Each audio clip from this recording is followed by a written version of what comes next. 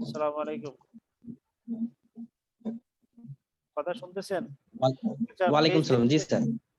Page দেখতে জি পাচ্ছি। Sir, জি sir, আচ্ছা, জি স্যার। প্রথম কথা হলো যে আমাদের একটা রিসার্চ প্রপোজালের মধ্যে যে সমস্ত জিনিসগুলো থাকবে সেই সংক্রান্ত জিনিসগুলো আমি আপনাদের সামনে একটু বলছি। প্রথমে আমরা যে জিনিসটা করব, একটা টেন্টেটিভ টপিক নির্ধারণ করব। এই টেন্টেটিভ টপিক বলতে এই কথা এটা বোঝাতে যাচ্ছি যে এই টপিকের এই টাইটেলটা কি হইতে পারে, দিন শেষে এর পরিবর্তন হইতে পারে। দিন শেষে এটা কি হইতে পারে, পরিবর্তন হইতে পারে বা পরিবর্তিত হইতে পারে। তো টেন্টেটিভ টাইটেল একটা নির্ধারণ করা, এই টাইটেলের পরেই যে জিনিসটা থাকবে সেটা হলো রিসার্চ প্রপোজালের মধ্যে অ্যাবস্ট্রাক্ট নামক একটা শব্দ থাকবে। কারণ একজন রিভিউয়ার শুধুমাত্র অ্যাবস্ট্রাক্টটাই দেখেন। একজন রিভিউয়ার কি দেখেন, অ্যাবস্ট্রাক্টটা দেখেন। অ্যাবস্ট্রাক্টটা দেখেন। জি স্যার। বা রিভিউয়ার বলতে পারেন, রিডার বলতে পারেন, যে কোনো কিছুই বললেন না কেন, সর্বপ্রথম সে কি করে, অ্যাবস্ট্রাক্টটা দেখে। অ্যাবস্ট্রাক্টের মধ্যে কতগুলো অংশ আছে।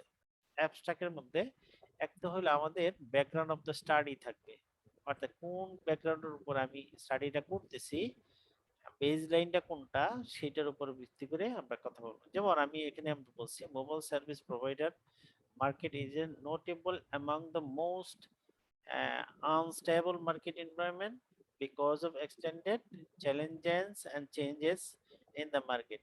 বলে অর্থাৎ আমি যে বিষয়টা, আমি যে মোবাইল সার্ভিস প্রোভাইডারদেরকে নিয়ে কাজ করতেছি, তারা কতটুকু ইম্পর্টেন্স রাখে, কি আসে বিষয়, এই সম্পর্কে আমরা ছোট করে 2-3 লাইনের মধ্যে আমরা কাজ কমপ্লিট করব। অ্যাবস্ট্রাক্টের ভিতরের অংশটা, এটা হলো আমাদের অ্যাবস্ট্রাক্টের ভিতরের অংশ। ব্যাকগ্রাউন্ড অফ দ্য স্টাডিতে আমরা এই কথাগুলো লিখব।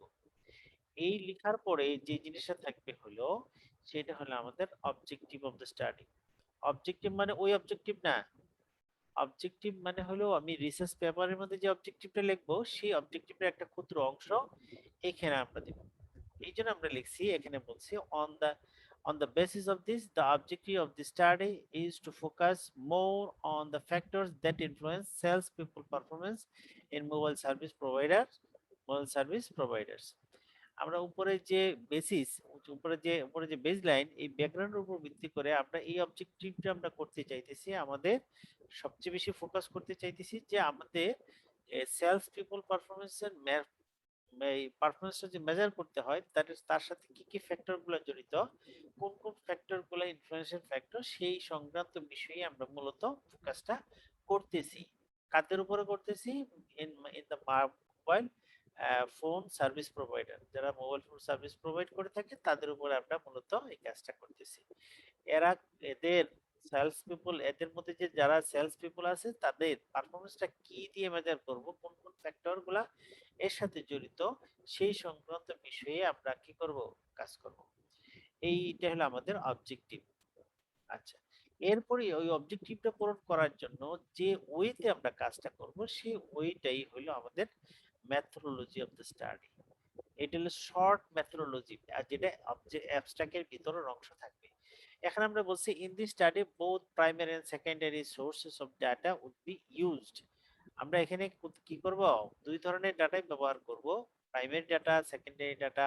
কি আমি শুধুমাত্র প্রাইমারি ডাটায় কাজ করব, নাকি সেকেন্ডারি শুধুমাত্র সেকেন্ডারি নিয়ে কাজ করব, নাকি প্রাইমারি এবং সেকেন্ডারি দুইটা নিয়ে আমরা কাজ করব, সেই সংক্রান্ত বিষয়গুলো আমরা বলবো। এরপরে এই স্টাডিটা করার ক্ষেত্রে কোন ধরনের কুইশনিয়ার গুলো আমরা ব্যবহার করব, সেই সংক্রান্ত বিষয়গুলো আমাদের এখানে বলতে হবে। যেমন আমরা এখানে বললাম স্ট্রাকচার্ড কুইশনিয়ার। স্ট্রাকচার্ড কুইশনিয়ার বলতে বোঝাতে চাচ্ছি, যেমন আমরা লাইক স্কেলে যে যে কুইশনিয়ারটা মূলত ক্লোজ ইন্ডেড কুইশনিয়ার আমরা করে থাকি, সেটাকে আমরা বলি স্ট্রাকচার্ড কুইশনিয়ার। যেখানে আমরা অপশন দিয়ে থাকি, অপশনগুলো তারা সিলেক্ট করলে হয়ে যাবে। এই অপশনের বাইরে কোনো কিছু আমরা কোনো অপশনকে দেই না। যদি এরকম হয়, যদি আমি কোয়েশ্চেন নিয়ে নিচে আমরা লিখলাম যে আপনি সেলস পিপল পারফরমেন্সদের পারফর্মারদের সম্পর্কে আপনি কিছু বলেন, আমি একটা স্টেটমেন্ট দিয়ে রাখলাম এবং নিচে কিছু জায়গা রাখলাম, তাহলে বোঝা গেল এইটা কি, এটা একটা ক্লোজ ওপেন এন্ডেড কোয়েশ্চেনিয়ার। এবং ওই ওপেন এন্ডেড কোয়েশ্চেনের মধ্যে সে কি করবে, তাদের মনের মধুর বিষয়ে সে কি করবে, লিখবে। এই ধরনের কোয়েশ্চেনিয়ার যদি থাকে, এটাকে আমরা বলি আনস্ট্রাকচার্ড কোয়েশ্চেনিয়ার। এটাকে আমরা বলি কি আনস্ট্রাকচার্ড আনস্ট্রাকচার্ড কোশ্চেন। আর স্ট্রাকচার্ড কোয়েশ্চেনিয়ারটা তো সেটা আমরা সেলস পিপল যে লুম ওয়ার্কারদের নিয়ে কাজ করতেছি, সেটার জন্য আমরা কি করছি, একটা স্ট্রাকচার্ড কোয়েশ্চেনিয়ার বানাইছি, বানাইয়ে মানুষের কাছে দিয়েছি। এর মধ্যে থেকে তারা কি করবে, ছোট চুজ করবে। এখন আমি যদি এখানে আনস্ট্রাকচার্ড একটা লিখতে হইতে পারে, যেমন এইজ অফ দ্য রেসপন্ডেন্ট, কোনো কিছু দেই না, কোনো অপশন দেই নাই, এখানে সে লিখবে, এটাও কিন্তু এক ধরনের আনস্ট্রাকচার্ড কোয়েশ্চেনিয়ার। এরকম হইতে পারে নিচে আমি একটা অপশন দিয়ে রাখলাম, যদি ওই ব্যক্তিটা পারফরমেন্স তার ভালো হয় তাহলে তার ভবিষ্যৎ পরিকল্পনা কি হবে, সে কোথায় যাবে, এই সংক্রান্ত যদি কোনো ইনফরমেশন আমরা করে দিয়ে থাকি, এই সংক্রান্ত বলে যে এই সম্পর্কে আপনি আপনার কি করেন, কিছু একটা লিখেন আপনার মত মনের মাধ্যমে মিশে, তাহলে এই ধরনের কোশ্চেনিয়ারটা হবে আনস্ট্রাকচার্ড কোশ্চেনিয়ার। ঠিক আছে। এখন কিছু আছে সেমি স্ট্রাকচার্ড কোশ্চেনিয়ার, তাহলে এটা সম্পর্কে হয়তো অন্যভাবে কথা বলবো। যে স্ট্রাকচার্ড কোশ্চেনিয়ার হ্যাভিং 5 পয়েন্টস, আমরা স্ট্রাকচার্ড কোশ্চেনিয়ারটা কি করছি, 5 পয়েন্ট লাইকার স্কেলের উপর আমরা করছি। 1 is the strongly disagree and 5 is the strongly agree would be used would be would be used to perform the survey. আমাদের এই যে আমাদের কি সার্ভে করতেছি না সেন্সাস করতেছি, সেই জিনিসটা জানা লাগবে। সার্ভে এক জিনিস আর সেন্সাস আরেক জিনিস। সেন্সাস মানে যেখানে হোল পপুলেশন নিয়ে কোনো একটা স্টাডি করা হয়, তখন সেটা হয় সেন্সাস। যেমন বাংলাদেশে আদমশুমারি নিয়ে কাজ করা, মৎস্য শুমারি নিয়ে কাজ করা, তারপরে এই বস্তি শুমারি নিয়ে আমরা কাজ করতেছি, তারপর গবাদি পশু শুমারি নিয়ে আমরা কাজ করতেছি। তারপরে সারা বাংলাদেশের সমস্ত ইনফরমেশন গুলো এখানে আসবে। এগুলাকে আমরা বলি সেন্সাস। আর সার্ভে হলো কোন একটা ক্ষুদ্র এরিয়ার উপর ভিত্তি করে, কোন ক্ষুদ্র পিপলের উপর ভিত্তি করে, যারা একটা বৈশিষ্ট্যের সাথে সম্পর্কযুক্ত, এই সমস্ত বৈশিষ্ট্যের উপর ভিত্তি করে যদি কোনো স্টাডি করে থাকি, অর্থাৎ মূলত যেটা স্যাম্পল নিয়ে স্টাডি করে থাকি, সেটি হলো আমাদের সার্ভে। সার্ভে একটা নির্ধারিত এরিয়া বেসড হয়, এবং সার্ভে একটা নির্ধারিত নির্ধারিত বৈশিষ্ট্যের উপর ভিত্তি করে যেটা হয়, সেটাকে আমরা বলি সার্ভে। ক্লিয়ার কথাটা, সার্ভে জিনিসটা? কারণ আমরা কি জি স্যার। স্যাম্পল, আমরা সার্ভে করব, আমরা কখনোই সেন্সাস করব না, কারণ আমরা স্যাম্পল নিয়ে কাজ করি, পপুলেশন নিয়ে এই স্টাডিতে আমরা কাজ করব না। ঠিক আছে। এখন এখানে কি কি জিনিস, কোন ধরনের স্ট্যাটিস্টিক্স আমরা ব্যবহার করবেন, সেই সংক্রান্ত বিষয়গুলো আপনারা এখানে বলতে হবে। যেমন both descriptive and inferential statistics will be used to analyze the data, আমরা ডাটা অ্যানালাইজ করার জন্য কি কি জিনিস ব্যবহার করব সেই কথাটা এখানে লিখতে হবে। ডেসক্রিপটিভ স্ট্যাটিস্টিক্স এ আমরা কি বলছি, descriptive statistics were used to describe the mobile service providers in Bangladesh, and inferential statistics may be used to identify the factors that influence self report performance in Bangladesh. বাংলাদেশের সেলফ রিপোর্ট পারফরম্যান্সকে মেজার করার জন্য, তাদের factor গুলো identify করার জন্য আমরা কোন ধরনের স্ট্যাটিস্টিক্স ব্যবহার করতেছি, ইনফারেন্সিয়াল স্ট্যাটিস্টিক্স। আর ডেসক্রিপটিভ স্ট্যাটিস্টিক্স আমরা ব্যবহার করতেছি যে সমস্ত মানুষরা সার্ভিস প্রোভাইডার হিসেবে আছে, তার দ্বারা তারা কোন এরিয়াতে কয়জন আছে, কি আসে বিষয়, কি পরিমাণ মানুষের সাথে সম্পৃক্ত, এই সংক্রান্ত বিষয়গুলা জাস্ট আমাদের, তাদের বয়স কত, তাদের তাদের তাদের মেরিটাল স্ট্যাটাসটা কি, তারা বিবাহিত না অবিবাহিত, তাদের বাচ্চা কাচ্চা আছে কি নাই, এই সংক্রান্ত জাস্ট একটা ডেসক্রিপশন দিলাম, যে তাদের কি কি হইতেছে না হইতেছে, তাদের জীবন সংক্রান্ত বিষয়গুলো আমি জাস্ট তুলে ধরলাম। এখানে ইনফ্লুয়েন্সিয়াল স্ট্যাটিস্টিক্স না। যেমন আপনি এরিয়াতে কোন একটা এরিয়াতে কাজ নিলেন, সার্ভিস প্রোভাইডারদের লিস্ট নিলেন বা এদের কাছে ডাটা কালেকশন করলেন, তার মধ্যে মেল কয়জন, ফিমেল কয়জন, তাদের শিক্ষাগত যোগ্যতা, আহ, তাদের এডুকেশন স্ট্যাটাস, মেরিটাল স্ট্যাটাস, তারপরে তাদের ইনকাম স্ট্যাটাস, এই সমস্ত জিনিসগুলো হলো আমাদের ডেসক্রিপটিভ স্ট্যাটিস্টিক্স। ঠিক আছে, জি স্যার। ক্লিয়ার? জি স্যার, ক্লিয়ার স্যার। এরপরে এরপরে আসেন, আমি এই ইনফারেন্সিয়াল স্ট্যাটিস্টিক্স এর মধ্যে যে জিনিসটাকে হাইলাইট করতে চাইতেছি, স্ট্রাকচারাল ইকুয়েশন মডেলিং, SEM।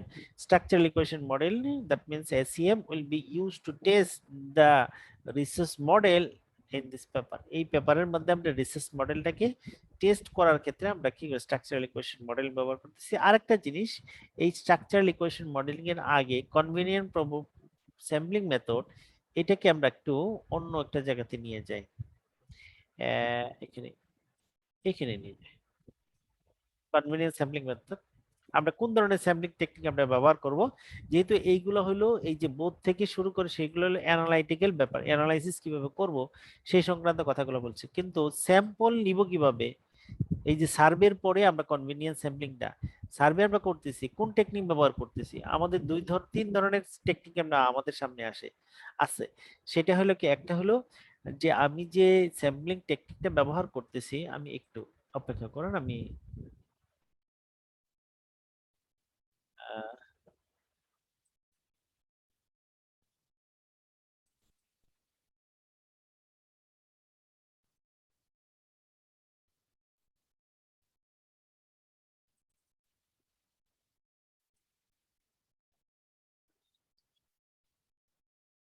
একটু অপেক্ষা করেন, আমি দিচ্ছি আপনাদের ইনফরমেশনটা।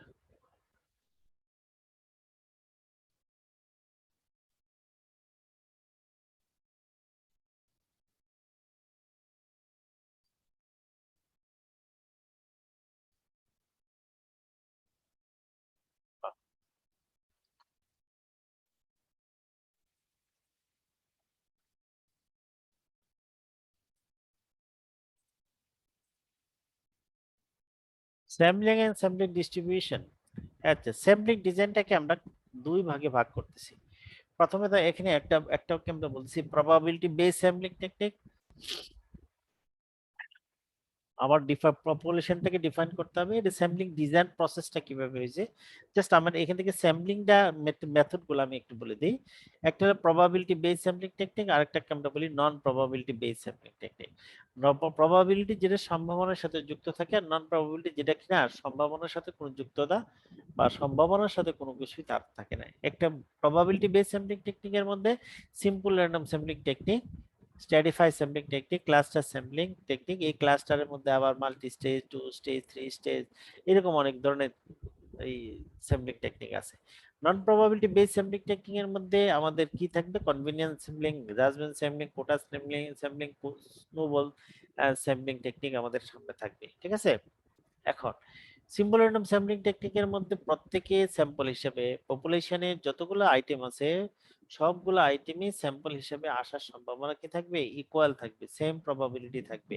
A sample selected on each item or a person in the population has the same chance of being included. সবারই আসার সম্ভাবনা কি থাকবে? সমান থাকবে। এই ধরনের সমান থাকবে।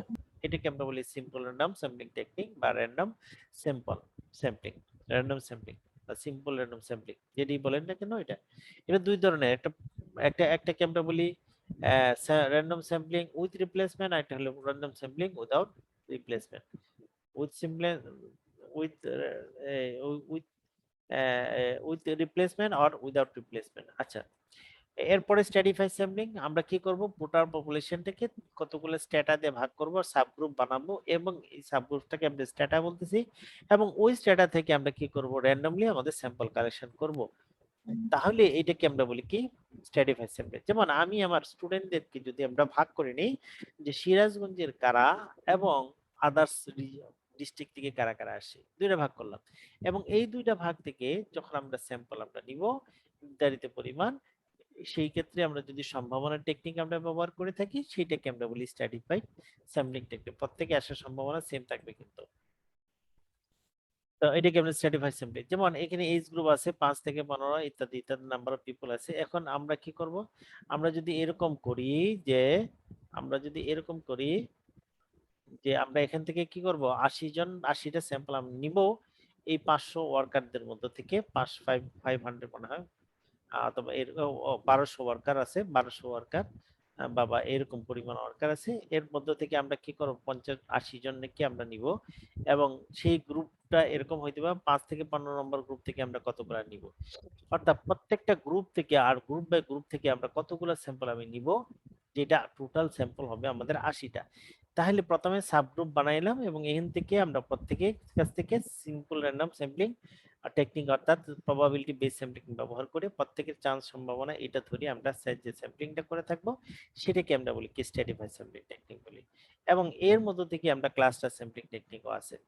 আচ্ছা, আরেক ধরনের স্যাম্পলিং টেকনিক আছে, সেটাকে আমরা বলি non probability base sampling technique, যেটার সাথে কি নাই কোনো সম্ভাবনার কোনো যুক্ততা বা সম্ভাবনার মধ্যে সম্ভাবনার কোনো কোনো নাই, হ্যাঁ, সম্ভাবনার কোনো রিলেশন নাই। রিলেশন, সম্ভাবনার কোনো রিলেশন বা সম্পৃক্ততা নাই। সম্পর্ক। তাহলে এটাকে আমরা বলি non probability base sampling technique. তাহলে একটা একটা হবে convenience sampling technique, judgment sampling technique, quota sampling technique, তারপরে স্নোবল স্যাম্পলিং টেকনিক, এই ধরনের স্যাম্পলিং টেকনিক আসতে পারে। আচ্ছা, কনভেনিয়েন্ট হলো যেমন আমি একটা বাজার থেকে আমরা স্যাম্পল নিব, এবং বাজারের মধ্যে তো কত হাজার হাজার মানুষ আছে, কাকে কিভাবে আমি নিব, এই ফ্রেমটা তো নির্ধারিত না। স্যাম্পলিং ফ্রেম যদি নির্ধারিত না থাকে, স্যাম্পলিং ফ্রেম যদি আমাদের জানা না থাকে, সেক্ষেত্রে আমাদের নন প্রবাবিলিটি বেস স্যাম্পলিং টেকনিকটা ব্যবহার করা যায় না। তো সেক্ষেত্রে আমরা নন প্রবাবিলিটি বেস স্যাম্পলিং টেকনিকটা আমরা ব্যবহার করে থাকি। সেটার মধ্যে স্নো কনভেনিয়েন্ট হলে আমরা সুবিধা মতো স্যাম্পল আমি নিলাম, যাকে যেখানে পাইলাম, যে একটু সময় দিল তার কাছ থেকে আমি ডাটা নিলাম, এটাকে আমরা বলি কনভেনিয়েন্স বেস স্যাম্পলিং টেকনিক। আর জাজমেন্ট স্যাম্পলিং টেকনিক মানে বা পারপোসিভ স্যাম্পলিং টেকনিক হলো আমি জাজ করতেছি, আমি এইচআরএম ডিপার্টমেন্টে কোনো একটা বিষয় নিয়ে আমরা কোনো একটা ইনভেস্টিগেশন করবো, তাহলে এইচআর ডিপার্টমেন্ট রিলেটেড যারা আছে তাদের কাছ থেকে আমি যদি ডাটা নিই, তাহলে এই ধরনের স্যাম্পলিং টেকনিক হলো আমাদের জাজমেন্ট স্যাম্পলিং টেকনিক। তারপরে আমি যদি বলি যে আমি বস্তি থেকে ইনফরমেশন নিব, তাহলে বস্তি রিলেটেড যারা আছে তাদের কাছ থেকে আমরা কোনো একটা ইনফরমেশন নিলাম, বস্তির মধ্যে থেকে যারা কিনা হায়ার এডুকেটেড তার কাছ থেকে আমরা স্যাম্পলিং নিব। কিন্তু এই ক্ষেত্রে এই যে হায়ার এডুকেটেড মানে হলো যে অন্ততপক্ষে ইন্টারমিডিয়েট অথবা তার চেয়ে বেশি তার সার্টিফিকেট আছে, তাদেরকে আমরা হায়ার এডুকেটেড, হায়ার স্টাডি বলতেছি। তাহলে এরকম যদি হয়, তাহলে ওই সমস্ত বস্তির মধ্যে যারা অবস্থান করছে তাদের মধ্যে যাদের শিক্ষাগত যোগ্যতা ইন্টারমিডিয়েট অথবা তার চেয়ে বেশি, শুধু তাদেরকে আমরা যদি নিয়ে থাকি, তাহলে এই ধরনের স্যাম্পলিং টেকনিকটাকে আমরা বলি কি জাজমেন্টাল স্যাম্পলিং টেকনিক বা পারপোসিভ স্যাম্পলিং টেকনিক হবে। এরকম ভাবে কোটা স্যাম্পলিং টেকনিক, কোটা হলো বলে না, গভর্নমেন্ট বলে না এই যে মুক্তিযোদ্ধা কোথায় এত, অমুক কোথায় এত, অমুক কোথায় এত, এই ধরনের স্যাম্পলিং হলো আমাদের কোটা স্যাম্পলিং টেকনিক। আরেক ধরনের স্যাম্পলিং টেকনিক আছে যেটাকে আমরা বলি কি স্নোবল স্যাম্পলিং টেকনিক, যেটা হলো মাল্টিপারপাস বিজনেস করে না, এমএলএম বিজনেস, ওই এমএলএম বিজনেস। প্রথমে দেখো একজন মানুষ, তার আন্ডারে কয়টা, দুইজন মানুষকে সে কি করলো, নিয়োগ দিল। এই দুইজন মানুষ আবার কি করলো, আর তারা আবার তিনজন মানুষকে নিয়োগ দিল, আর এই দ্বিতীয় ব্যক্তি এরাও তিনজন মানুষের, সবাই মিলে যে স্যাম্পলিং টেকনিকটা হবে, অর্থাৎ এইভাবে সে কি করবে, বাড়াবে। এরকম ভাবে এ আবার তিনজনের সাথে সম্পর্ক করবে, এ আবার কি করবে, তিনজনের সাথে সম্পর্ক করবে, এ আবার তিনজনের সাথে সম্পর্ক করবে, ঠিক না? প্রত্যেকে এরকম তিনজন করে, আবার প্রত্যেকে ওই যে তিনজন, ওই যে 9 জন পাইলাম, ওই 9 জন আবার নতুন করে সে কি করবে, স্যাম্পলিং টেকনিক বানাবে। তো এই ধরনের স্যাম্পলিং টেকনিকটা বলে স্নোবল স্যাম্পলিং টেকনিক আমরা বলি। ওকে, এরপরে এরপর এই দুইটার যদি মিক্সড কোনো স্যাম্পলিং টেকনিক আমরা ব্যবহার করি, যেখানে প্রবাবিলিটি এবং নন প্রবাবিলিটি দুইটাই সম্পৃক্ত আছে, তাহলে এই ধরনের স্যাম্পলিং টেকনিকটা আমরা বলি কি সিস্টেমেটিক স্যাম্পলিং টেকনিক। এই দুইটার সংমিশ্রণ, এই প্রবাবিলিটি এবং নন প্রবাবিলিটি, এই ধরনের স্যাম্পলিং টেকনিকটাকে আমরা বলি মিক্স স্যাম্পলিং টেকনিক বা সিস্টেমেটিক স্যাম্পলিং টেকনিক আমরা বলে থাকি। ওকে, তো এই স্যাম্পলিং জি স্যার। টেকনিকটা কি, কোন ধরনের স্যাম্পলিং টেকনিক ব্যবহার করতেছেন সেই সংক্রান্ত বিষয়টা আপনারা কি করবেন, রিসার্চ পেপারের মধ্যে মেথোডোলজি, অ্যাবস্ট্রাক্টের ভিতরে মেথোডোলজি আছে, এই মেথোডোলজির মধ্যে উল্লেখ করতে হবে। ওকে, এখন এটা থেকে সম্ভাব্য কি রেজাল্ট আপনি পেতে পারবেন, সেই সংক্রান্ত কথাগুলো এখন বলতে, দ্য রিজাল্টস শোড দ্যাট, এটা কিন্তু রিসার্চ পেপার কমপ্লিট একটা পেপার, এই কারণে শোড দ্যাট এরকম কিছু কথা লিখছি। আবার যদি প্রপোজাল লিখি, তাহলে সেক্ষেত্রে শোড দ্যাট হবে না, সেক্ষেত্রে the result will be in B in B will be কি করবে, উইল বি কি বলে, উইল বি শোড দ্যাট এরকম একটা কিছু। হ্যাঁ, অথবা জি স্যার। এই স্টাডির আমাদেরকে এই জিনিস আমাদের will be able to some এরকম কিছু ওয়ার্ড আমরা ব্যবহার করব। উইল অর্থাৎ হবে, এরকম এরকম কথাগুলো বলবো। হ্যাঁ, তো এখানে আমরা বলছি motivation, organization, commitment, compensation and sales people performance skill had a significant relationship with the salespeople performance, while the job satisfaction has not significant impact on salespeople performance. এই সংক্রান্ত বিষয়গুলা আমরা জাস্ট সম্ভাব্য কি হতে পারে এই সংক্রান্ত বিষয়গুলা আমরা এখানে উল্লেখ করে দিব। ওকে, এরপরে এখান থেকে যে জিনিস আসবে সেটা হলো ম্যানেজারাল ইমপ্লিকেশন, এইটার দ্বারা আমরা ফিউচারে কি করব না করব এই সংক্রান্ত কথাগুলো বলবো। এরপর আমরা কিওয়ার্ড দিব। কিওয়ার্ড মানে হলো যে সমস্ত ওয়ার্ড দিয়ে তারা বুঝতে পারে যে এই পেপারের মধ্যে কোন কোন বিষয়গুলোকে হাইলাইট করা হয়েছে। গুরুত্বপূর্ণ কোন কোন বিষয়, যেমন সেলস পিপল পারফরমেন্স, এটা একটা এটা একটা কিওয়ার্ড, জব স্যাটিসফ্যাকশন একটা কিওয়ার্ড, মোটিভেশন একটা keyword, organization commitment, sales people performance, sales people political skill একটা, তারপরে কোন পার্সপার কোন দেশের উপরে করছি, বাংলাদেশের উপরে। এরপরে যে থাকবে সেটা হলো প্রিন্সিপাল অথর থাকবে, তার ডেজিগনেশন, অ্যাফিলিয়েশন এবং মেল অ্যাড্রেস, কো অথর থাকবে, তার ডেজিগনেশন, অ্যাফিলিয়েশন, ইমেল অ্যাড্রেস। এইভাবে আমরা কি করব, আপনাদের ব্যাপারটা এইভাবে এইভাবে আপনি কি করবেন, অ্যাবস্ট্রাক্টে এইভাবে আপনি কি করবেন, সাজাবেন। ঠিক আছে? আচ্ছা, জি স্যার। এরপরে যে জিনিস থাকবে, অ্যাবস্ট্রাক্টের পরেই হলো আমাদের ইন্ট্রোডাকশন পার্ট। অ্যাবস্ট্রাক্টের পরে কি হবে, আমাদের ইন্ট্রোডাকশন পার্ট। এই ইন্ট্রোডাকশন। ইন্ট্রোডাকশন পার্টটা by using literature review, by using কিছু লিটারেচার রিভিউ দিয়ে প্রথম দিকে কিছু ফান্ডামেন্টাল কথাগুলো বলা, তার ইম্পর্টেন্সটা কি ইত্যাদি ইত্যাদি বলা, তারপরে বাই ইউজিং লিটারেচার রিভিউ কিছু লিটারেচার দিয়ে আমরা এগুলো। ইন্ট্রোডাকশন থেকে যে জিনিস আসবে সেটা হলো আমাদের প্রবলেম অফ দ্য স্টাডি। আমাদের স্টাডি প্রবলেমটাকে শো অফ হবে কোথায়, ইন্ট্রোডাকশনে। ইন্ট্রোডাকশনের মধ্যে কি আসবে, প্রবলেমের প্রবলেম মধ্যে, আসবে। এই স্টাডির মধ্যে হ্যাঁ। কি কি প্রবলেম আছে, প্রবলেম গুলা কি, অর্থাৎ কানটা নিলে মাথা আসে না, আমাদের কানটাকে ধরতে হবে, তাহলে মাথা জি ওঠে, স্যার। মাথা আসবে, বডি আসবে, পা আসবে, সব সব আসবে একসাথে। কিন্তু এই কানটাকে ধরতে হবে, এইটাই হলো মূল কথা, রিসার্চের মূল কথা, যেটাকে আমরা বলি gap the research, research gap, যেটাকে আমরা বলি কি, রিসার্চ গ্যাপ। তো এখানে আমাদের প্রবলেম অফ দ্য স্টাডি এসে যাবে। এই প্রবলেম স্টাডির উপর ভিত্তি করে আমরা কি করব, রিসার্চ কুয়েশন করব। কি করব, এই প্রবলেম অফ দ্য স্টাডির উপর ভিত্তি করে কি করব আমরা, research question. Research question develop হবে। এই রিসার্চ কোয়েশনের উপর ভিত্তি করে আমাদের কি করব, এখানে রিসার্চ কোয়েশনের উপর ভিত্তি করে আমাদের অবজেক্টিভ অফ দ্য স্টাডি এখানে চলে আসতে পারে। যদি এখানে আমি উল্লেখ করছি, অবজেক্টিভ অফ দ্য স্টাডি একটু পরে উল্লেখ করছি, এই জিনিসটা কি করতে পারেন, এই যে উপরে এখানে আমরা উল্লেখ করে দিতে পারি। ঠিক আছে, জি sir. Objective of the study. এই অবজেক্টিভ অফ দ্য স্টাডির পরে আমাদের যে জিনিস আসবে সেটা হলো কি, আমাদের সিগনিফিকেন্স অফ দ্য স্টাডি। এই স্টাডি থেকে আমি কি কি জিনিস পাবো, এটা দুই ধরনের সিগনিফিকেন্স, একটা হলো থিওরিটিক্যালি সিগনিফিকেন্স, থিওরি দিয়ে আমরা থিওরির মধ্যে কোন জায়গায় থিওরিটিক্যাল কন্ট্রিবিউশন হবে, হতে পারে। আর এটা হলো ম্যানেজারিয়াল ইনসিগনিফিকেন্স, ম্যানেজারিয়াল ম্যানেজারিয়াল সিগনিফিকেন্স। এই দুইটা জিনিস আমাদের কি করতে হবে, আমাদের লিখতে হবে। আপনার পেপার থেকে পেপার, অন্য অন্য পেপার ঘাটেন, ঘেটে থিওরিটিক্যাল কন্ট্রিবিউশন কি হইতে পারে, মেজর সিগনিফিকেন্স কি হইতে পারে, এই দুইটা জিনিস আমাদের বলতে হবে। এরপরে ভাস্ট লিটারেচার রিভিউ। এই লিটারেচার রিভিউ কি করতেন, আমরা এখান থেকে ফাইন্ড আউট করছি performance, sales people politic sales people পারফরমেন্সটা আমরা মেজার করতেছি। তারপরে এইটা সংক্রান্ত এটা ডেফিনিশন কি, অর্থাৎ এইগুলো হলো আমাদের ডেফিনিশন বেসড লিটারেচার। কোন কোন রাইটার কি কথাগুলো বলছে, স্যাটিসফ্যাকশনের ক্ষেত্রে কারা কি কি কথা বলছে, স্যাটিসফ্যাকশনের সাথে কি কি সম্পর্ক আছে, এই স্যাটিসফ্যাকশনের সাথে আমরা সাথে সাথে কি করব, প্রত্যেকটা যে জিনিস লিখলাম, যেমন ওইখানে আমরা সেলস পিপল পারফরমেন্স নিয়ে আমরা কথা বলে ফেলছি, এরপরে একটা ফ্যাক্টর আমরা দাবি করছি যে এটাকে আমাদের job satisfaction, suppose job satisfaction. এই জব স্যাটিসফ্যাকশন সংক্রান্ত কিছু কথা আমরা বাই ইউজিং লিটারেচার দিয়ে আমরা বলবো, বলার পরে সাথে সাথে আমরা কি করবো, একটা একটা এটা হলো আধুনিক, এটা স্ট্যাটিস্টিশিয়ানরা এটা আবার পছন্দ করে না, হ্যাঁ, মনে রাখেন কিন্তু।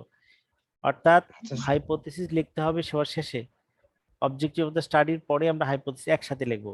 কিন্তু ভালো ভালো পেপার গুলা যে যে জায়গাতে স্কোপাস, এলসেভিয়ার এইগুলোতে পাবলিশড হয়, তারা আবার কি করেন, এই যে এই যে এই এই কি বলে এটাকে, factor, influential factor, independent construct এর সাথে জুড়িয়ে সাথে সাথে কি করে একটা হাইপোথিস ড্র করে ফেলে। হাইপোথিস কি বলছে, job satisfaction has a significant relationship with sales people performance. কার সাথে সম্পর্ক, সেলস পারফরমেন্স সাথে রিলেশনশিপটা সিগনিফিক্যান্ট, কার সাথে, জব স্যাটিসফ্যাকশন সাথে। এরকম ভাবে কমিটমেন্টের সাথে কি, কম্পেনসেশন, এইগুলো হলো আমাদের কি করছি, লিটারেচার রিভিউতে ঘেটে জব স্যাটিসফ্যাকশন, কমিটমেন্ট, কম্পেনসেশন এগুলো আমরা পেয়েছি, মোটিভেশন, তারপর পলিটিক্যাল জবস, পলিটিক্যাল স্কিল, এইটুকু যখন হয়ে যায় তখন এন থেকে আমরা কি করব, আমরা কনসেপচুয়াল একটা ফ্রেমওয়ার্ক দাঁড় করাবো, কনসেপচুয়াল ফ্রেমওয়ার্ক বা ফ্লো চার্ট দাঁড় করাবো। এই ফ্লো চার্টের মধ্যে আমরা দেখতে পাইতেছি কয়েকটা জিনিস। এই ফ্লো চার্টের মধ্যে দেখতে পাইতেছি জব স্যাটিসফ্যাকশনের সাথে পিপলস পারফরমেন্স আছে, সেলস পিপল পারফরমেন্স আর কি, কমিটমেন্টের সাথে সেলস পিপল পারফরমেন্স, কম্পেনসেশনের সাথে সেলস পিপল পারফরমেন্স, মোটিভেশনের সাথে সেলস পিপল পারফরমেন্স, পলিটিক্যাল স্কিলের সাথে সেলস পিপলের পারফরমেন্স, এর সাথে কি মডারেটিং ইফেক্ট আমরা ধরে ধরে নিচ্ছি। এক্সপিরিয়েন্স হলো আমাদের মডারেটিং ইফেক্ট, এক্সপিরিয়েন্সটা মডারেট করে কিনা, এক্সপিরিয়েন্সটা কি করে মডারেট করে কিনা, কারণ মডারেট করে কিনা। এক্সপিরিয়েন্সের সাথে জব স্যাটিসফ্যাকশনের ক্রস ক্রস অর্থাৎ multiplication, job satisfaction into experience, commitment into experience, compensation into experience, motivation into experience, political skill into experience। এগিয়ে এদেরকে আবার কন্ট্রোল করবে কারা কারা, জেন্ডার আর এজ, এই দুইটা ভেরিয়েবল কি করবে তাদেরকে, তাদের সাথে তাদেরকে, এগুলো হলো আমাদের controlling variable, control variable. Very okay, জি স্যার। এইটুকুর পরে যে জিনিসটা থাকবে সেটা হলো আমাদের অবজেক্টিভ স্টাডি, ইচ্ছা করলে উপরে নিতে পারে, ইচ্ছা করলে এখানে রাখতে পারে। এরপরে vast motivation yeah methodology of the study থাকবে। এই মেথোডোলজি অফ দ্য স্টাডির মধ্যে অনেকগুলো ভাগ আছে, অনেকগুলো জিনিস থাকবে। আচ্ছা দেখি আমার মেথোডোলজি অফ দ্য স্টাডির অনেকগুলো ভাগ এখানে আমাদের আছে কিনা। আচ্ছা, আমি জাস্ট আমার পেপার সাথে কিভাবে ম্যাচ হয় এই সংক্রান্ত বিষয়গুলো আমি একটা আপনাকে বলে দিই। আচ্ছা, মেথোডোলজি স্টাডির মধ্যে আমাদের যে যে জিনিস থাকবে এটা অসম্পূর্ণ।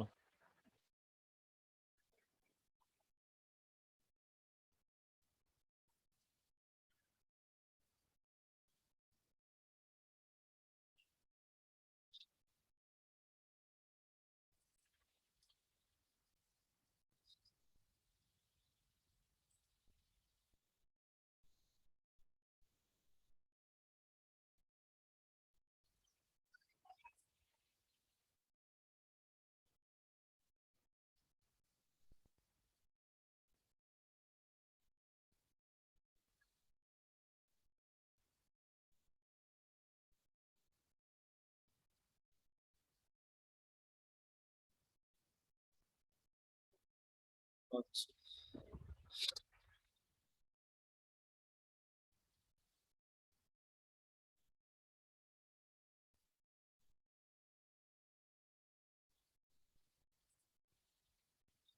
ওকে।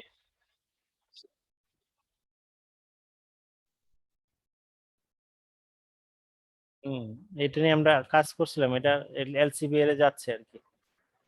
The role of leadership on timely completion of construction project in Bangladesh, moderating effect on team experience, team experience সাথে মডারেটিং ইফেক্ট আছে কিনা। হুম, আচ্ছা, এই যে এই কথাগুলো বললাম, অ্যাবস্ট্রাক্ট বললাম, ইন্ট্রোডাকশন বললাম, ইন্ট্রোডাকশনের পরে রিসার্চ কোশ্চেন কেউ ভিতরে দেয় অথবা কেউ মানুষের মাথার মধ্যে রাখে, এগুলো পরে অবজেক্টিভ ওদের স্টাডির মধ্যে এগুলো বেশি উঠে। ঠিক আছে, কথা বুঝাইলাম, বুঝাইতে পারলাম? জি স্যার। কি বুঝলেন? আমি বলছি যে রিসার্চ কোশ্চেন যখন পিএইচডি থিসিস হয় তখন রিসার্চ কোশ্চেন উল্লেখ করতে হয়। আর এই রিসার্চ কোশ্চেনের সাথে সাথে আহ, আর রিসার্চ কোশ্চেনের সাথে সাথে আমাদের অবজেক্টিভ দ্য স্টাডি এগুলো লিখতে হয়। কিন্তু রিসার্চ পেপারের ক্ষেত্রে, আর্টিকেলের ক্ষেত্রে যেহেতু স্মল, এই অল্প সময়ের মধ্যে কাজটা কমপ্লিট করতে হয়, সুতরাং এটার মধ্যে কি থাকে না, এত কিছু ডিটেলস থাকে না। কিন্তু রিসার্চ কোয়েশ্চেনটা ইচ্ছা করলে উল্লেখ করা যায়, অথবা রিসার্চ কোয়েশ্চেনটা মাথায় থাকলে হয় যে জিনিসটা এই কনসেপচুয়াল ফ্রেমওয়ার্ক এবং এইগুলোর মধ্যে সব বেশি উঠবে, অর্থাৎ ভাস্ট লিটারেচার রিভিউ মধ্যে কি হবে, বেশি উঠবে। এটা হলো কনসেপচুয়াল ফ্রেমওয়ার্ক। ওকে, এখন আসেন রিসার্চ মেথোডোলজি। রিসার্চ মেথোডোলজির মধ্যে কতগুলো জিনিস থাকবে। স্যাম্পলিং ডিজাইনটা কি হবে, sampling design, data collection, determination of the sample, sampling design, data collection, determination of the sample. হ্যাঁ, আচ্ছা, এরপরে এরপরে আমাদের মেজারমেন্ট টুল, কি কি মেজারমেন্ট টুল আমরা ব্যবহার করব সেই সংক্রান্ত বিষয়, লাইক কোন ধরনের স্কেল অফ মেজারমেন্ট আমরা ব্যবহার করবেন, কি আসে এই বিষয়, এই সংক্রান্ত বিষয়গুলো আমরা বলবো। হুম,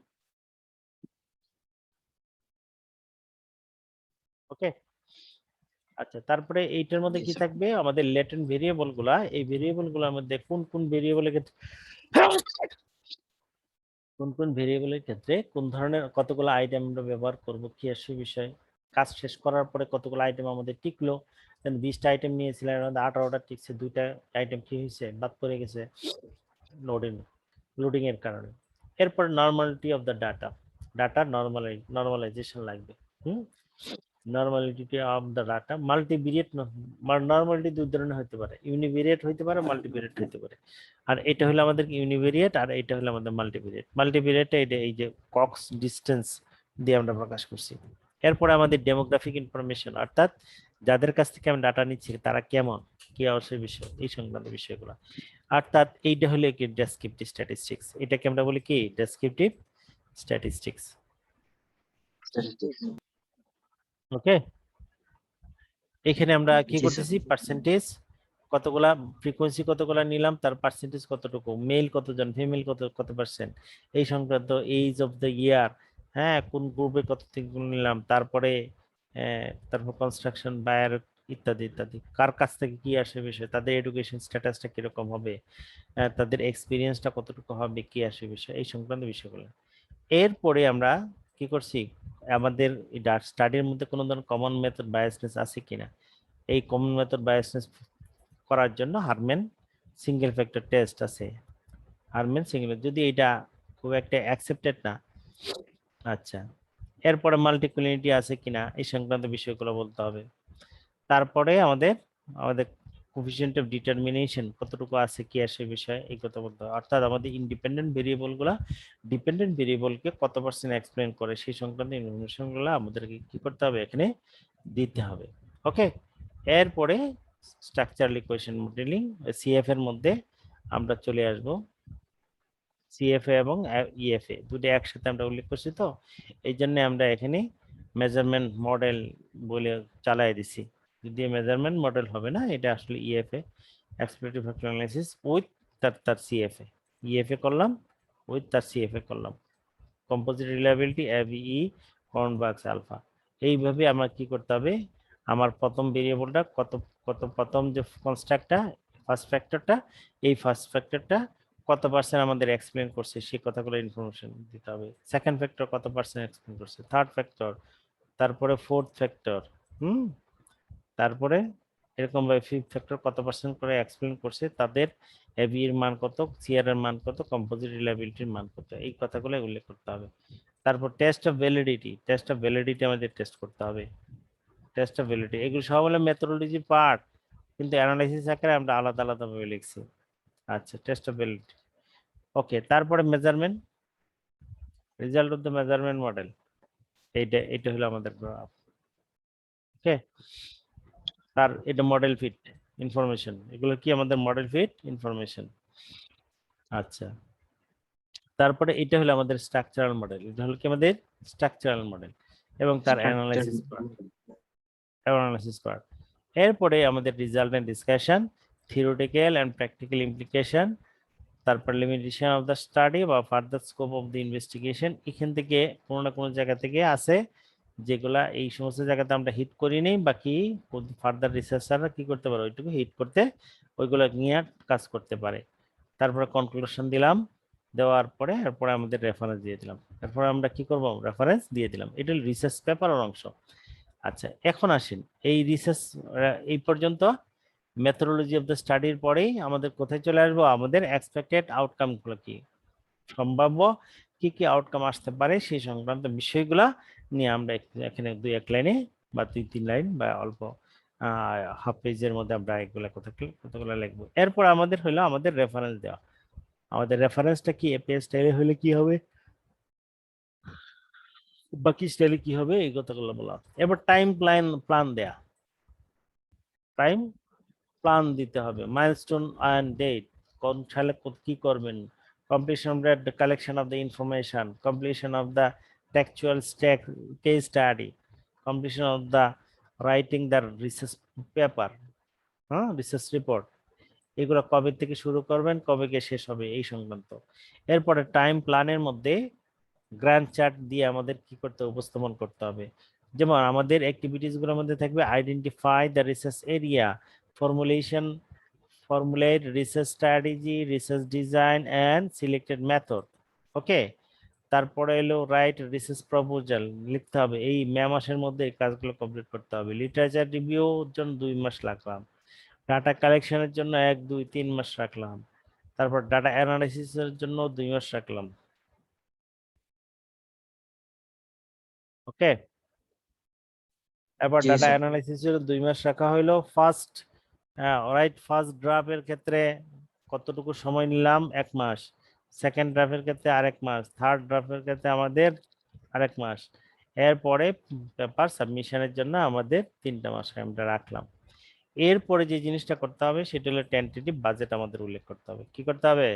আমাদের একটা টেন্টেটিভ বাজেট টেন্টেটিভ উল্লেখ করতে বাজেট। হবে। বাজেট উল্লেখ করতে হবে, যেমন collection of the article for literature রিভিউর জন্য কতগুলা আর্টিকেল আপনি নিবেন, নিয়ে তারপরে না মধুগুলা বের করবেন কোন আর্টিকেলের মধ্যে কি কি জিনিসগুলো লিখছে। ঠিক আছে? এরপরে প্রিন্ট এন্ড ফটোকপির জন্য কত টাকা রাখবেন, ডাটা কালেকশন থ্রু সার্ভে কত টাকা রাখবেন, ডাটা প্রসেসিং এর জন্য কত টাকা রাখবে, ইন ডেপথ ইন্টারভিউ কতটুকু লাগবে, কত টাকা দিতে হবে। তারপরে principal promotion of the principal researcher contribution principal জি স্যার। রিসার্চারের জন্য কত টাকা রাখবেন, রিনোমিনেশন রিমুনারেশনের রিমুনারেশন। জন্য কত টাকা, প্রিন্সিপাল অথরের জন্য কত, রিসার্চের জন্য কত টাকা রাখবেন, অ্যাসোসিয়েটদের জন্য কত টাকা রাখবেন। এই টোটাল কত টাকা আমাদের এখানে, আমাদের ইউনিভার্সিটি ছিল উত্তরাতে ছিল 35,000 দিবে এক একটা রিসার্চ পেপারের জন্য। রিসার্চ প্রপোজালের জন্য 35,000 তারা দিতেন। ঠিক আছে? জি স্যার। এইভাবে জি স্যার। আমাদের টেন্টেটিভ এই রিসার্চ ডিজাইনটাকে আমাদেরকে এইভাবে করতে হবে। আমি আপনাকে এই ইনফরমেশনটা, এই এই অংশটা আমি আপনাকে এখনই মেল করে দিচ্ছি। আপনি যেটা করবেন সেটা হলো আপনার পেপারটা এইভাবে সাজুগুজু করে এইভাবে প্রপার জি ওয়েতে স্যার। রেখে পারবেন, অসম্ভব কিছু না। এগুলাকে সুন্দর করে লিখে তারপরে আপনি কি করবেন, রিসাবমিট করে দিবেন। আর আমি কালকে রিপোর্ট ওকে দিয়ে স্যার। দিব যে আপনার এই কাজটা আপনাদেরকে অনলাইনে এনে আমি কাজটা করে দিয়েছি। ঠিক আছে?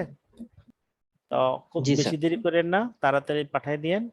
তাহলে পাঠিয়ে দিলে আশা করা যায় যে কোনো দিন হইতে পারে এরকম ফিডব্যাক খুব ফাস্ট পাওয়া যাবে। ফার্স্ট পাওয়া যাবে। ঠিক আছে? জি স্যার। ওকে, জি স্যার। জি স্যার। স্যার ভিডিওটা স্টপ করেন।